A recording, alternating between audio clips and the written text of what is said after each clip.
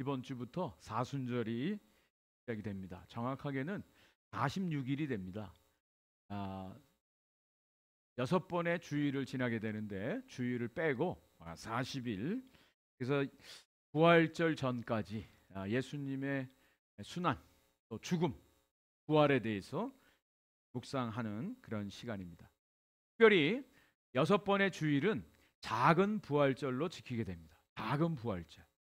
여러분, 그냥 순환, 죽음, 그냥 이것으로 결론이 난다면 이 40일이 아무런 의미가 없을 것입니다. 이 40일을 우리가 깊이 묵상하고 의미 있게 지내는 이유는 우리에게 반드시 부활이 있기 때문입니다. 예수 그리스도의 부활이 있어요. 기독교는 부활의 종교입니다. 부활이 없다면 저와 여러분들의 믿음은 헛것이고 기독교는 존재하지 않을 것입니다. 부활의 소망, 부활의 영광, 부활의 기쁨, 부활의 능력이 있기 때문에 우리가 오늘도 고난 중에도 참을 수 있습니다. 어려움 가운데서도 주님을 바라보며 기뻐할 수가 있는 것입니다. 사순절을 시작하는 날을 애쉬 웬스데이라고 말합니다. 이번 3월 5일이 되겠는데요. 왜 애쉬 웬스데이냐? 이날에는 저희 교단, 우리 장로교에서는 하지는 않습니다. 그러나 감리교단이라든지 또 성공회라든지 이런 교회에서는 애쉬 웬스데이에 그 전해에 종려주일에 종려나무 가지를 흔들잖아요. 그 종려나무 가지를 태워서 재를 만들고 그 재를 우리 성도들 이마에다가 이렇게 십자가를 그리는 그런 의식을 거행합니다. 의식을 거행하면서 이렇게 말합니다. 너는 흙이니 흙으로 돌아갈지니라. 범죄한 아담과 이브에게 하나님께서 말씀하신 너는 흙이니 흙으로 돌아갈 것이니라. 여러분, 흙과 또 재, 이것이 인간 존재예요. 이것이 인간 존재입니다. 흙에서 취함을 받았어요. 또 우리 인간들은 재와 같은 존재예요. 아무 보잘것없는 존재입니다. 그것을 위해서 예수님이 이 땅에 오셨다라고 하는 거예요. 여러분, 저와 여러분들의 출발이 어디냐? 여기서부터 복음이 시작됩니다.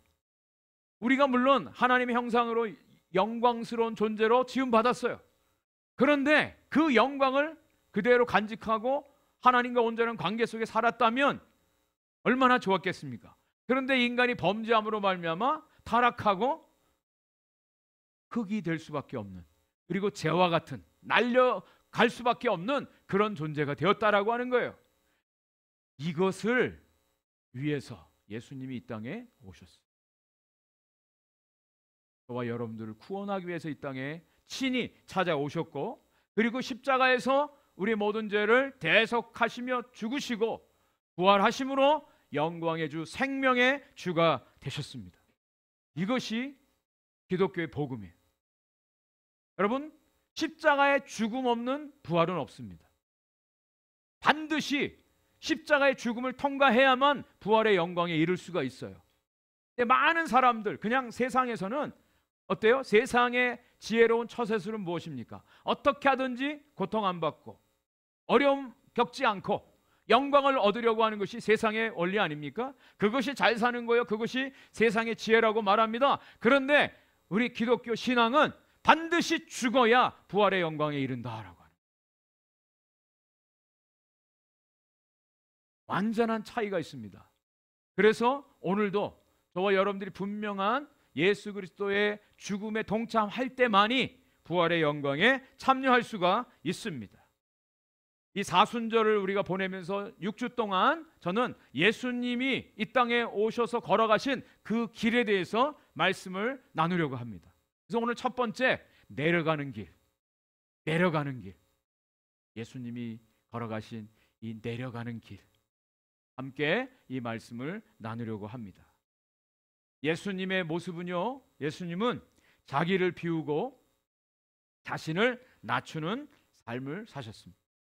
우리 예수 그리스도를 믿는 사람들을 가리켜서 그리스도인이라고 말합니다. 여러분, 그리스도인 맞으십니까? 정말 예수 그리스도를 믿는 그리스도인 맞으세요? 그리스도인 하면 예수님을 믿는 사람, 예수님을 닮은 사람, 예수님을 따라가는 사람, 예수님의 성품을 가지고 살아가는 사람, 주님의 명령에 순종하는 사람, 이렇게 정의를 내릴 수가 있습니다. 그런데 이 그리스도인에게 나타나야 될 한 가지 가장 중요한 특징이 있어요. 그것은 바로 그리스도의 마음을 가진 사람입니다. 그리스도의 마음을 가진 사람.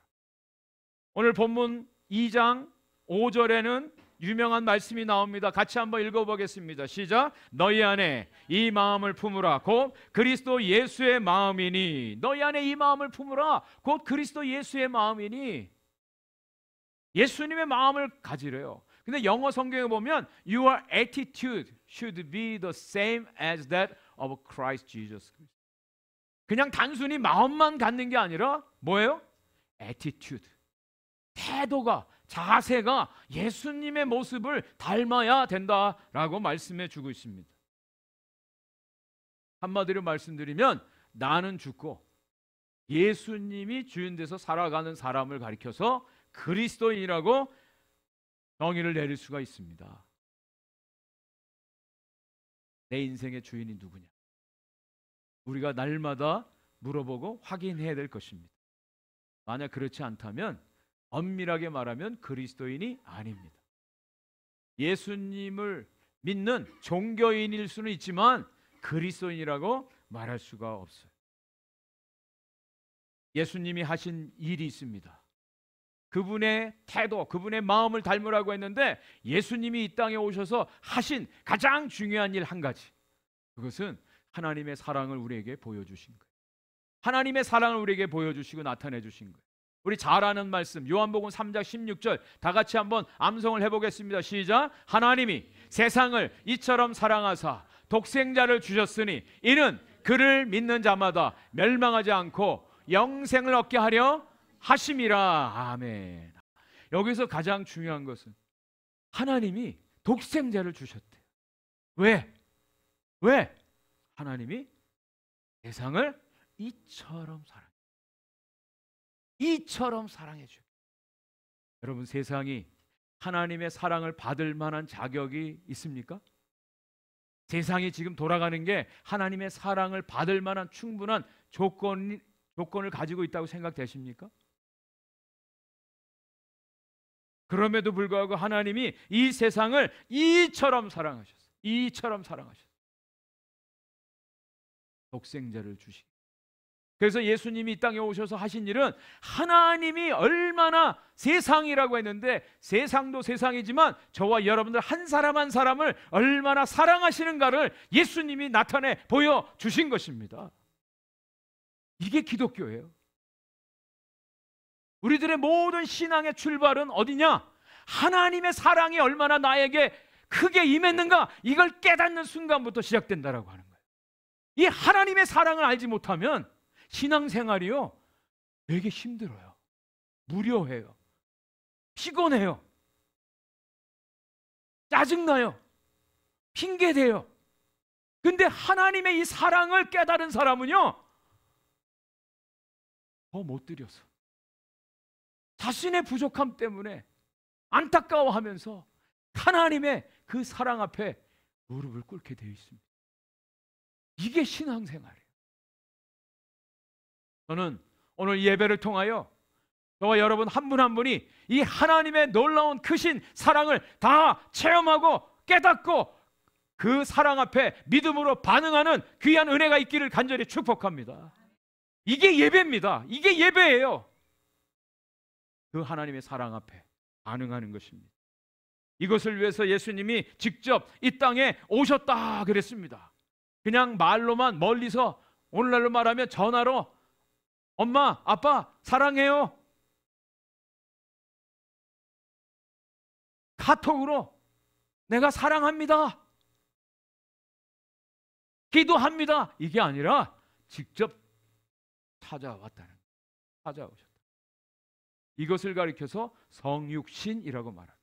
인카네이션. 하나님이 인간의 몸을 입고 이 땅에 오셨다. 그냥 하늘에서도 구원하실 수 있잖아요. 말씀으로도 하실 수 있잖아요. 그런데 직접 찾아오셨대요. 우리와 같은 모습. 이 말씀이 6절 7절 말씀입니다. 6절 7절을 같이 한번 읽겠습니다. 시작. 그는 근본 하나님의 본체시나 하나님과 동등됨을 취할 것을 여기지 아니하시고 오히려 자기를 비워 종의 형체를 가지사 사람들과 같이 되셨고 그랬어요. 신앙은요, 예수님은 말로만이 아닙니다. 행동으로 보여주셨어요. 액션 하셨어요. 하나님과 동등하신 분입니다. 원래 그분은 하나님이세요. 그런데 하나님으로 살지 아니하시고 하나님으로 가지는 모든 특권, 모든 것들을 다 내려놓으시고 그것을 자기 자신을 비우셨다. 여기 비우다라고 하는 말이 그 뜻입니다.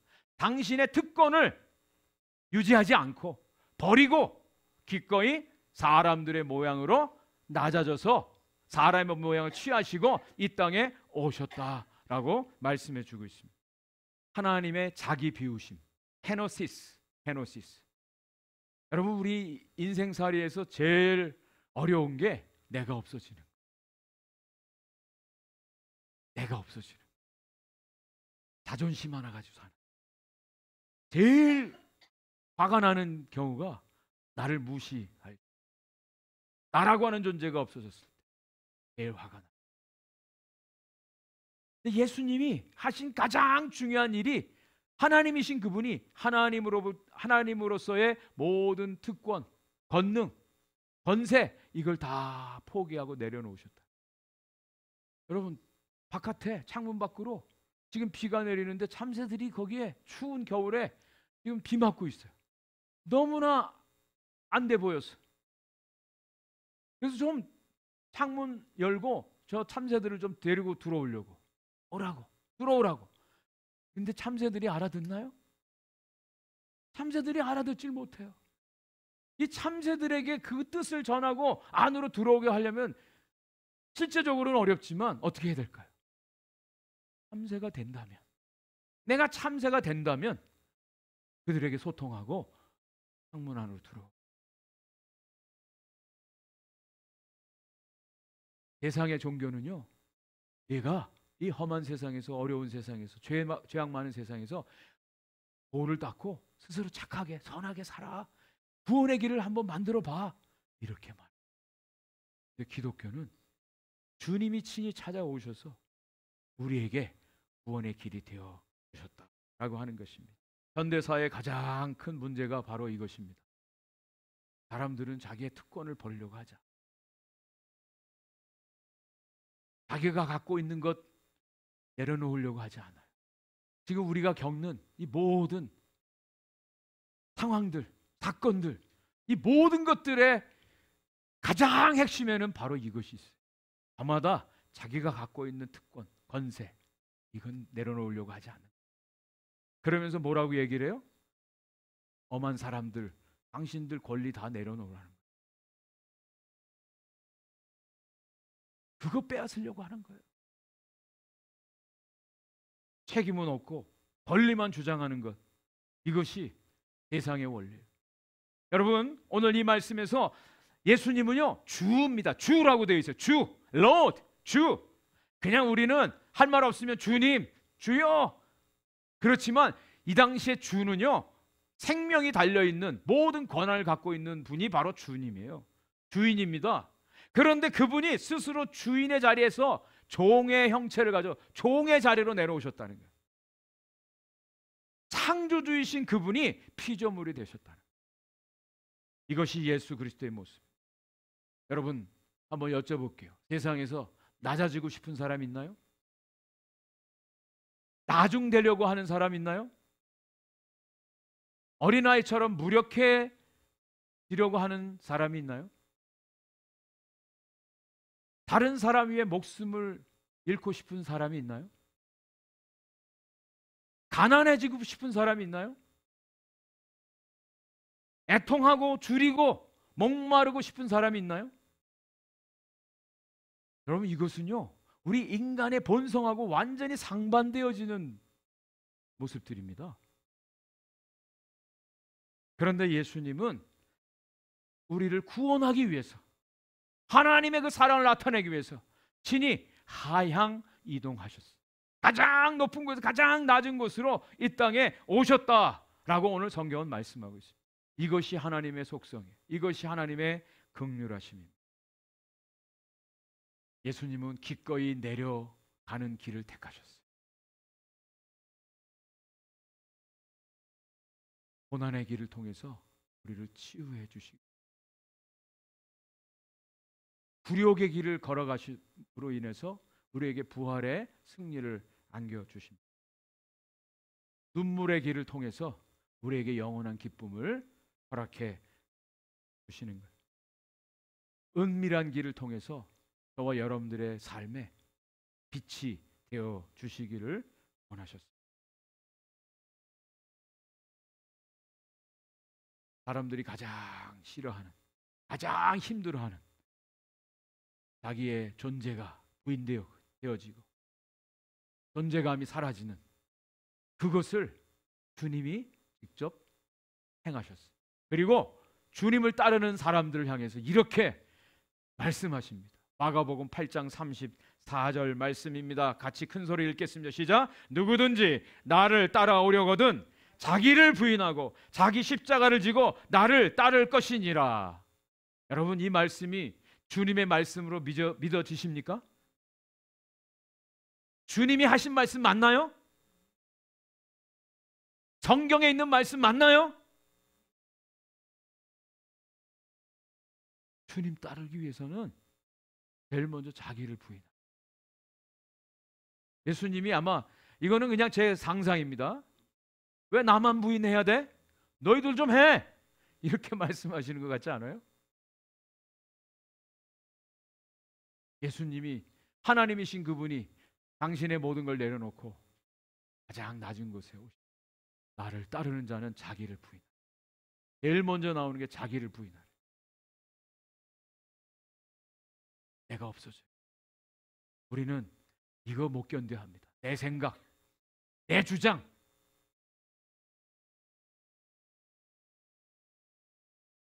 내가 가지고 있는 거, 이걸 다른 사람들한테 주입하고 이기려고 얼마나 많이 아둥바둥 싸웁니까?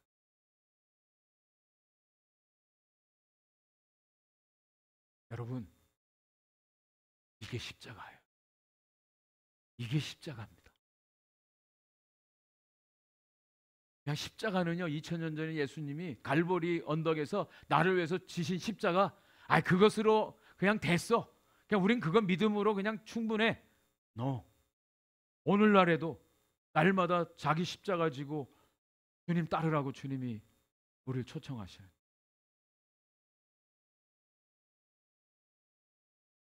한국에서 베스트셀러 중에 베스트셀러가 이철한 집사라고 하는 분이 쓴 연탄길이라고 하는 책입니다. 연탄길. 시리즈로 나와 있어요. 이분이 이 연탄길의 책에서 이런 고백을 합니다. 나를 전부 태워 님의 시린 손 녹여줄 따스한 사랑이 되고 싶었습니다. 그리움으로 충혈된 눈 파랗게 비비며 님의 추운 겨울을 지켜드리고 싶었습니다. 그리고 한방눈 펑펑 내리는 날 님께서 걸어가실 가파른 길 위에 누워 눈보다 하얀 사랑이 되고 싶었습니다. 무슨 말이냐? 연탄 아세요? 연탄? 우리 젊은 친구들 연탄 잘 모르죠? 이렇게 설명하면 돼요. 오징어 게임에서 뽑기 할 때 이 연탄불에다가 이렇게 달고나 하는 겁니다. 달고나. 이 연탄은요 2번 내려가는 길을 걷는다는 2번. 첫 번째, 자기의 몸을 불태워서 사랑하는 사람 방 따뜻하게 데피는 것. 그것이 첫 번째, 자기를 희생해서 내려가는 길. 그리고 2번째, 여러분 추운 겨울날 이거 기억나시죠? 예? 눈길에 미끄러지지 말라고 이 연탄재를 깨트려서 눈 위에다가 덮잖아요. 미끄러지지 않도록 내 이 한 몸 깨트려 부서져 그 길에 뿌려지기를 원한다.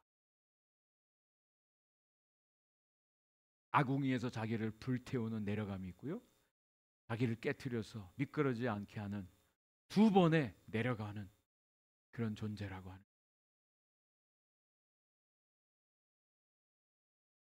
예수님은 그저 마음으로만이 아니라 실제적으로 자신의 몸을 우리와 같이 낮은 자리에서 종의 형체를 가지시고 우리를 기꺼이 섬겨주십니다. 자, 두 번째, 예수님은요 죽기까지 순종하신 삶을 우리에게 보여주시고 사셨습니다. 우리 본문 8절 말씀입니다. 8절 같이 한번 읽겠습니다. 시작. 사람의 모양으로 나타나사 자기를 낮추시고 죽기까지 복종하셨으니 곧 십자가에 죽으심이라. 예수님은 하나님의 본체시지만 그것을 취하지 아니하시고 자기를 비워 사람의 모양으로 가지셨다 그랬어요. 종의 형체를 가지셨답니다. 스스로가 무소부재의 하나님의 모든 특권을 내려놓고 인간처럼 되셨어요. 인간이 되어주셨어요. 자신들의 자랑, 자신들의 어떤 자랑, 이것을 위해서 살아가는 이 세상 가운데 자기를 완전히 낮춰서 우리를 위해 십자가에서 죽기까지 순종해 주신 삶을 사셨습니다. 예수님의 그 낮아지심, 그것은요 그냥 생각 속에서 관념적인 것이 아니라 구체적으로 예수님의 삶을 통해서 나타났죠. 히브리서 4장 15절 말씀, 이런 말씀이 나옵니다. 우리에게 있는 대제사장은 우리의 연약함을 동정하지 못하실 리가 아니요 모든 일에 우리와 똑같이 시험을 받으신 이로되 죄는 없으시니라 그랬습니다. 우리는 그런 얘기 많이 해요. 예수님이니까 그거 하실 수 있죠. 보통 그런 얘기 많이 하잖아요. 우리는 달라요. 그렇지 않다는 거예요. 예수님도 우리가 똑같은 성정을 가지고 우리가 당할 수 있는 모든 것들을 다 당하셨다라고 말씀하고 있어요. 태어남을 당하셨고요, 예수님도 피곤함을 느끼셨고요, 배고픔을 느끼셨고요, 잠을 주무셔야만 됐고요, 고통을 당하셔야 됐고, 슬픔을 경험하셔야 됐고, 눈물을 흘리셨고, 또 죽음까지도 경험을 하셨다라고 하는 거예요. 그래서 그분이 우리를 충분히 동정하실 수 있고 도와주실 수 있는 분이라고 히브리서 기자가 말씀해 주고 있는 것입니다. 심지어는 사탄으로부터 시험도 당하셨어요. 예수님이 하나님이신데 사탄에게 시험받을 이유가 없어요. 그런데 예수님 초기에 공생의 사역 초기에 사탄으로부터 시험까지 받으시잖아요. 이것이 저와 여러분들이 당하는 모든 시험의 내용들.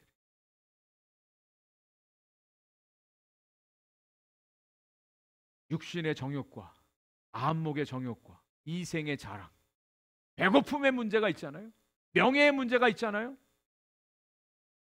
그리고 자기를 나타내려고 하는 이런 마음들, 이 모든 것들을 다 주님이 시험을 받으셨대요. 받으셨어요. 그러나 죄는 없으시다. 저와 여러분들의 영원한 구속자가 되시기 위해서 예수님은 그 모든 것들을 이기시고 저와 여러분들을 섬겨 주셨어요. 그리고 예수님은요 가장 낮은 자리에서 조롱과 멸시와 수치와 모욕과 침뱉음을 당하시고 심지어는 십자가에서 못 박힘을 당하여 죽으셨어요.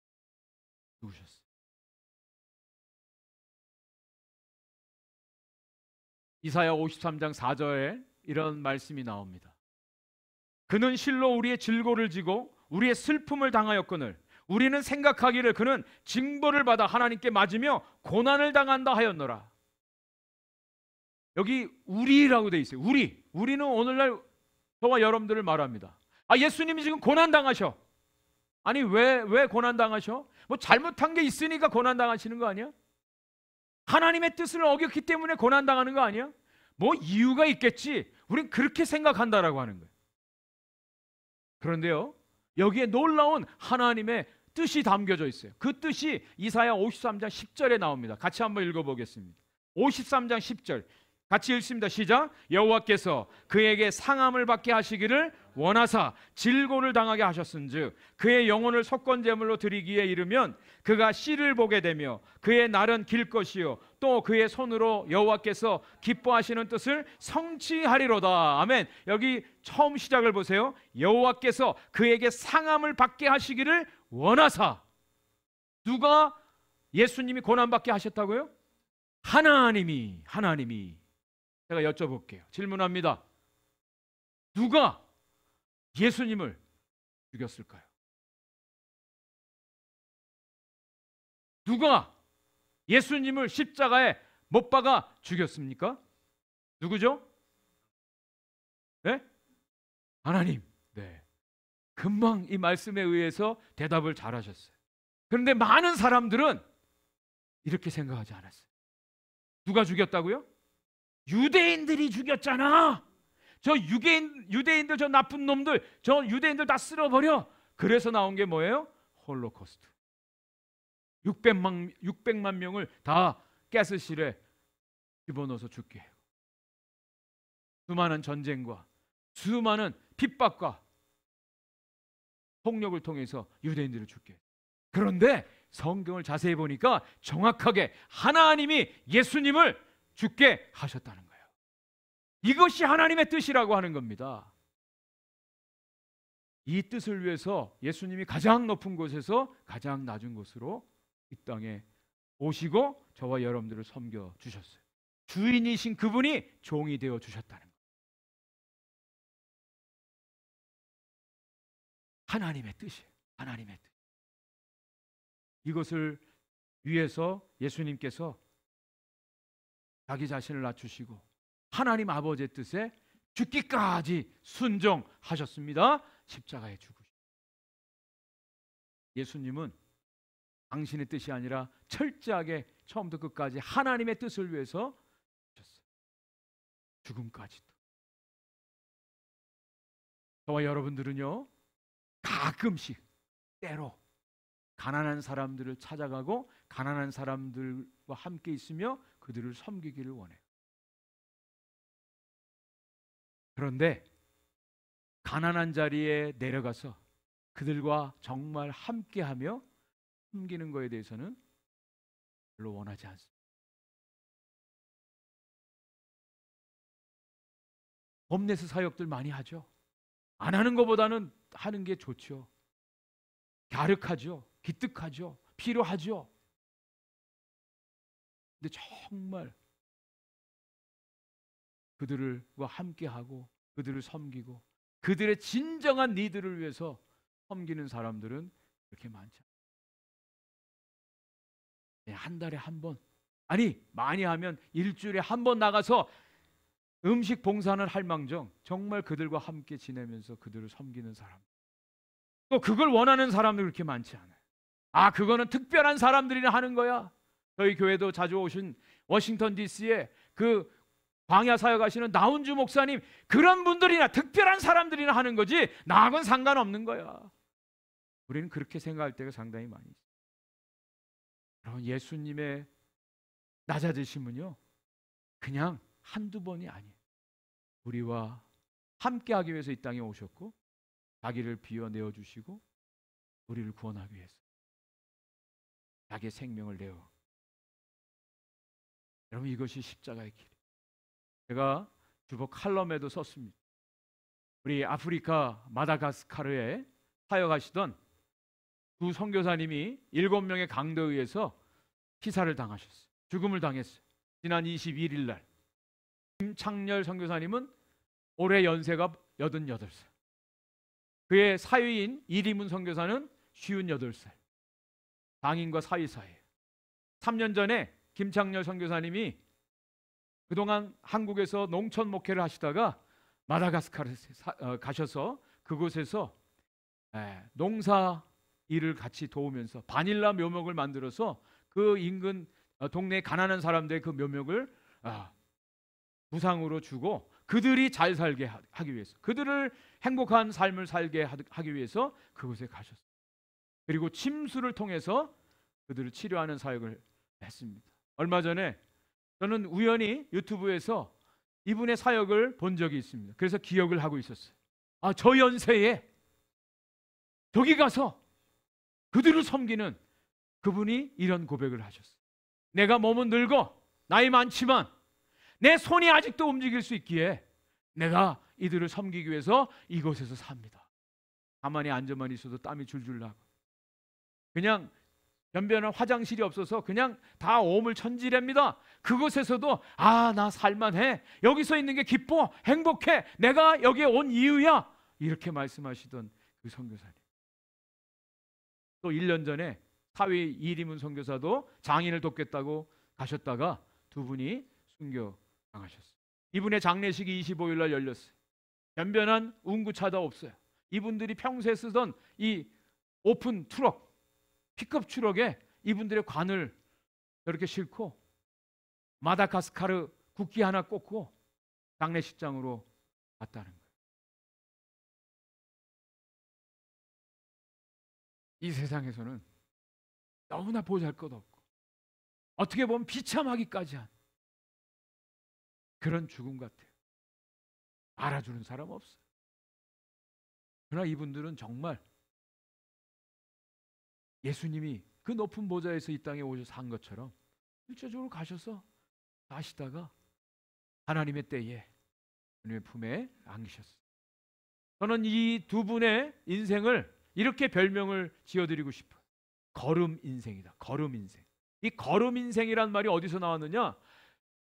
LA 가보면 지금은 새누리 침례교회가 있습니다. 옛날에는 LA 침례교회. 이 교회를 설립한 김동명 목사님이라고 계세요. 우리 아마 최영빈 목사님 잘 아시죠?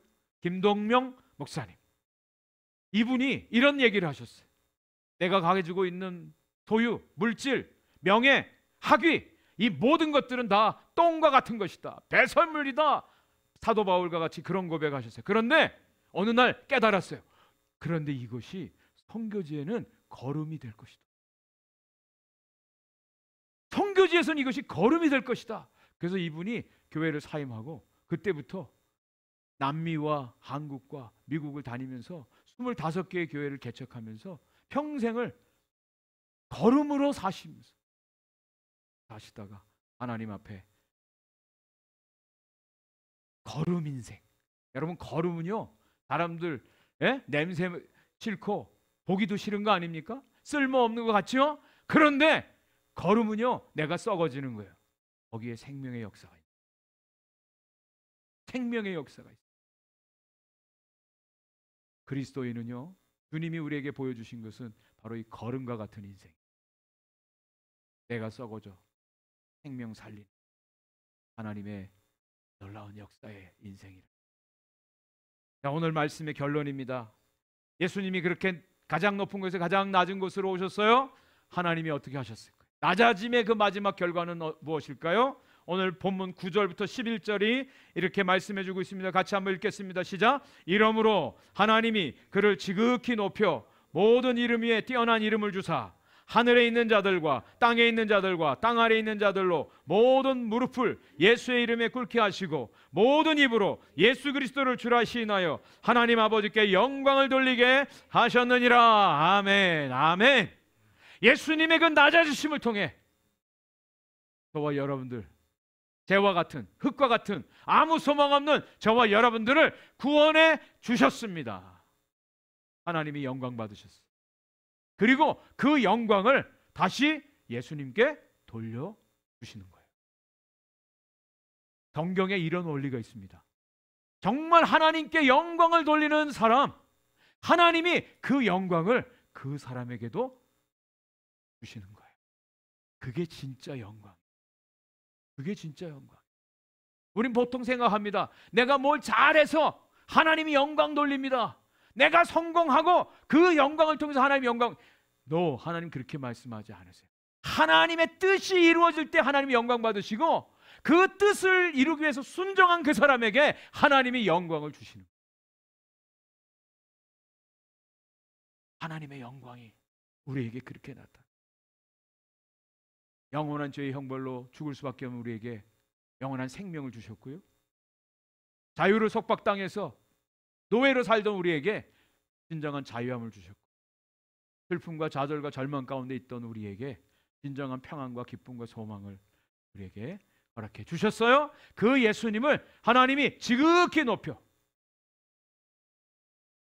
가장 존귀한 위대한 이름을 그분에게 주셨다고 말씀해 주셨습니다.